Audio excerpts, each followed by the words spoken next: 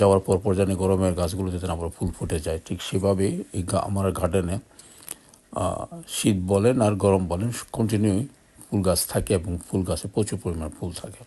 কারণ আমি এইভাবেই লাগিয়েছি যেন শীতের সময় শীতের ফুল, গরমের সময় গরমের ফুলগুলো আসে, বাগানটা যাতে একেবারে খালি না থাকে। কারণ খালি থাকলে ভালো লাগে না, গার্ডেনে কিছু না কিছু থাকতে হয়, খুব কম আর বেশি, বাট থাকতে হয়। তাই মনে হয় যে এটা একটা গার্ডেন, যে কিছু একটা আছে। তেমন বেশি না থাক, তারপর আমার কথা হলো থাকা চাই, ফুল থাকা চাই কন্টিনিউ আমার গার্ডেনে সবসময়। যারা যায় এদিক দিয়ে, যারা দেখে সবাই বলে এটা কেমনে সম্ভব।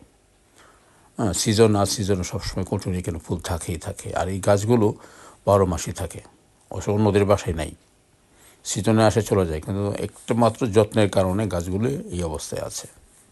আপনি যদি যত্ন করেন গাছগুলি মরবেও না, ফুল দিবে প্রচুর আর থাকবে। হ্যাঁ, আরেকটা কথা, যখন বরফ পড়বে, যদি বরফ যদি গাছের উপরে জমে যায় তখন কিন্তু গাছগুলো মরে যাবে। আর যদি জমতে না দেন, যদি বরফ পড়েছে গাছের উপরে, সেই গাছগুলির বরফগুলো আপনি পরিষ্কার করে দেন, তাহলে গাছগুলি বেঁচে থাকবে।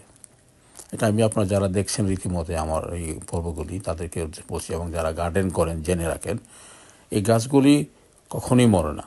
হয়তো আমরা কিনে আনি সিজনের শেষ, তারপর হালকা একটু দেখা যায় মরে গেছে, অ্যাকচুয়ালি গাছটা মরে না, একটু যত্ন নিলে গাছটা বেঁচে যাবে। ঠিক আছে, যে সবাইকে বলি গাছগুলো মরে না, কখনই মরে না, গাছগুলো রাখবেন, যত্ন করলেই গাছগুলি কন্টিনিউ ফুল দিতেই থাকবে। এবার শীত হোক আর গরম হোক, গরমের পরিমাণ মতো একটু বেশি আসবে, শীতের সময় আসবে যদি আপনি যত্ন নেন, যেমনটি আমার বাড়িতে আছে। দেখেন আমি যত্ন নেই, সেই জন্য সবসময় ফুল গাছগুলিতে ফুল থাকে এবং ফুল গাছগুলি বেশ বড় আকার হয়ে গেছে। দেখেন আমার বিল্ডিংয়ে ছাদে চলে যাচ্ছে আস্তে আস্তে, এবং চলেও যাবে। আমি সেভাবেই করে রাখবো যেন ছাদেও চলে যাই। ঠিক আছে, যেন সবাই আরও দেখে, আরও অবাক হয় যে এই গাছগুলো এত বড় কী করে হলো, যদি এত বড় থাকে না গাছগুলো। ঠিক আছে, সবাই ভালো থাকেন, শুভ।